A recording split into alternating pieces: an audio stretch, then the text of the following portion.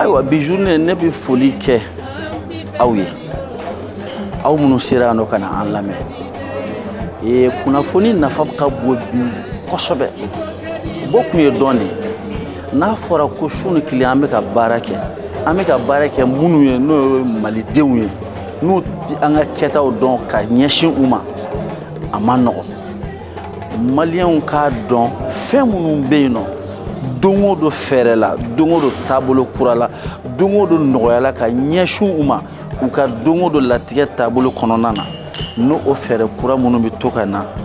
aw wele kun ye k'o de da aw tulo kan k'aw kɛ seere ye walasa aw ka a lase u ma munna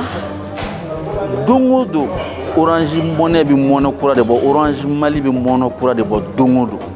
minnu bɛ yen nɔ bi ta in aw y'o mɛn a tɛna dan nin ma kalo saba o kalo saba an b'a fɛ k'a kɛ n'an sera hali n'an ma se k'a ko la a kɔni tɛna kɛ ko ye min bɛ dan bi ta la o y'an ka laɲini n'Ala sɔnna o tuma na ka segin ka ku tuguni bi ta in kun ye min ye ka aw wele ka aw kunnafoni ka fasodenw kunnafoni u k'a dɔn ko kura minnu bɛ yen nɔ cogoya kura minnu bɛ yen nɔ fɛn caman minnu bɛ yen nɔ n'u bɛ se k'o kɛ n'u ka Orange Money téléphone ye n'u y'an ka tɔndenw ye n'u t'a kalama u ka bɔ o kalama u ka se k'u ka baara kɛ n'a ye nɔgɔya la dakuruɲɛ laban min bɛ n bolo o ye hali bi ka foli ni waleɲumandɔn ta ka ɲɛsin an ka tɔndenw ma n'o ye Orange Mali clients ye ani Orange Money tɔnden juraw n'an b'a fɔ olu ma ko distributeurs aw yɛrɛ y'a ye an ka kuma kɔnɔna na aw y'a mɛn an ko ko distributeur minnu bɛ yen